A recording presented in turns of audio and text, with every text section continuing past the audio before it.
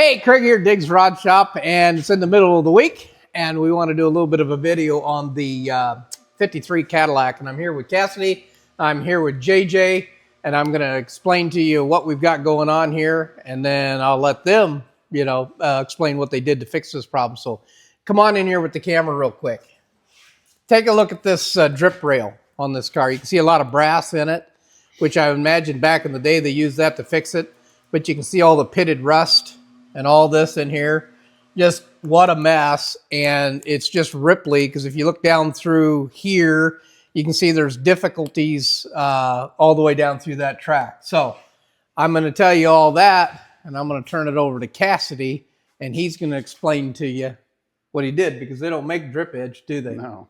They don't. And from here back, it's all welded between the roof and the quarter, so Gotcha. you can't get out. Like under here, we can kind of get it off, but yeah. So you're saying this is a separate piece from here, but once you get back here, the roof comes down on it, and obviously this quarter panel comes up against it, and you're not going to get it out. Well, I'd say it's all one piece, but this one is plug welded from the bottom. Gotcha. But once it gets back here, it's sandwiched between the two. Yeah. Well, we were telling everybody too on this particular car at the beginning of the week, we did that shop tour again and walked around it. And from like the sail panels and the rocker panel and all the stuff that was covered up. And, you know, we're not going to put our name on this thing and guarantee it unless we know what's underneath of it. And so that's why we ended up blasting it. We're glad we did, because JJ found some stuff over there too. I was showing that in that other video. And you can see the sail panel here, because that, and that drip edge comes all the way back to that sail panel also. Yeah, pretty close to it. Yeah, because this is all brand. When they put the limousine kit in it, this is a brand new roof for that. New quarter windows. The doors are all different. Right. Fleetwood did that. Yeah. Fleetwood. Yeah. About 750 of these they made back in 53. Like 763 or something. Yeah. Some weird number. Gotcha. So what'd you do? Okay, I see this one's still all rotten and brazed up, and I mean, you're going to have hours and hours and hours in trying to get that straight, and then it's never going to be right anyway. No, and so then what'd you do? On that side, they'd actually laid metal in the back of here and tried welding it through there. What were they going to do to fix this side of it? I mean, nothing. It didn't have seam sealer in it or anything. That'd have been a mess. It would have been. We're going to put seam sealer in there like most of them, man. Right, from the factory. Yeah. So what would have happened if we didn't do this? You would have got through one season change of the weather, and that'd have been bubbling and rust. You know, and too many times we've seen that. You know, a lot of guys will just go ahead and let's just get paint on it. And, you know, if they get a bubble in the rust, they just live with it. Well, my personal opinion, and it's the way it's always been, and I know you guys are the same way, you got to make this stuff last. You know, they put a lot of money in trusting us too, but a lot of money in the project. You know, there's no reason why that shouldn't last a generation. Yeah. This car is never going to get driven in snow and sleet and rain and all that stuff ever again, really on a regular basis. But there's no reason why this car would ever have to be restored again if you do it right the first time. Yep. So, all right. So what'd you do? That's our goal anyway. What'd you do to it? Well, I was staring at it one day because I couldn't figure out what we were going to do. And Justin was working up there, and I just walked over and got the grinder and just cut it off. Cut it off. So I said, well, now we got to fix it. So we haven't cut this one off, but you did cut the other side off. You're getting ready to do this one. Let's just walk around the other side, and you can kind of see what Kassidy did. These guys they cut it apart. Justin flipped his hood up and he goes, "What are you doing?" I said, "Well, we got to fix it." Okay, so, and I just got back from Des Moines. I picked up a load of steel. You know, we got some angle iron and some 11 gauge cold roll. We like to use that on some of the bracing. And so we picked up some cold roll 20 gauge too. So go ahead and tell me what you did. You can take the camera and look at this one. Now, this one's on there. Yeah, we're not quite done. We just got it on. We still got to kind of straighten it. This is the one you cut off though, right? Yeah, so that's new. This is all new. Yeah. We still got to kind of, you know, straighten it up and stuff, but we just started welding it all on.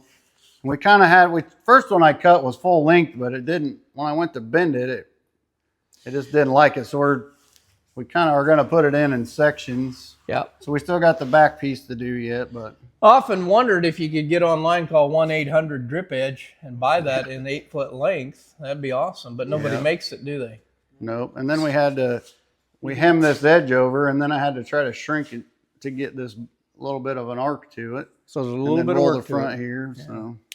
Well, 20 gauge, you told me, is a whole lot easier to work with than 18. I went at it like I was using 18 gauge, and the thing had a big old arc. I was like, oh, that's way too much. Well, anyway, so bring the camera on around here because I want to kind of show you and just pan down through this. You can kind of see now. JJ, I saw you with the hammer and the slapper bar. Yep. So you're kind of straightening it out right now. Right now. So getting a fine, even. Right. And once we get it all welded in, we'll go back and kind of grind it and smooth it. Right. And you cut this off right here. You're going to cut this off and just go ahead and hold it. Yeah. Okay. I stopped here the other day when I was cutting just because I wasn't sure what we were going to do yet. And then I made a little, I don't know, it's around here somewhere, a little 6-inch test piece. I was bending up some pieces to try to figure out my dimensions and angles and if it was even going to work kind of thing. Well, I'll tell you right now, once you get done smoothing that out, he gets it in epoxy. It gets seam sealer in it and gets a good coat of black paint on it. It's going to last forever. So, yeah. Well, I just wanted to show you guys what these guys had done on the fab part of this. And, I mean, it's coming together, getting so close. You know, I was hoping maybe by the end of the week, but I don't know if we'll get there or not. But JJ's already got that portion. If you pan down with the camera, because I already videoed that. I talked to him earlier. And then I had Lucas come down, just bring it all the way down here because this is all done now. So really, the only thing after the drip rolls is done, the only thing we got left is waiting on the Continental kit. And the guy told us this yesterday. It was supposed to be here in 2 weeks. Coming from Canada. So once that's on, then this thing can. We took the doors off. They're over there getting epoxy now. So. Okay, awesome. This is great news. I mean, this thing's going to come together pretty quick now. Yeah, metalwork is the biggest. I think short of wiring, yeah, especially this car too, because this is going to have a standalone system in it. It's also going to have its own standalone lighting system in it. It's got two AC units and stereo and Well, when it's done, it'll have to be quite a bit longer than your. Yes, I think so too. I hope you saved all that spare wire, you know, from all those other kits. It's out there somewhere. Well, and speaking of that, I mean, all we use is American Auto Wire too. And if you guys, you know, I'm going to do a video on American Auto Wire here eventually too. Those guys have just been awesome. But I'll do a video here another day for that. But with that said, wanted to show you guys the drip edge, what they did to fix it. And I mean, that's going to last forever. So I was scratching my head on that one for quite a while, but finally I just cut it off.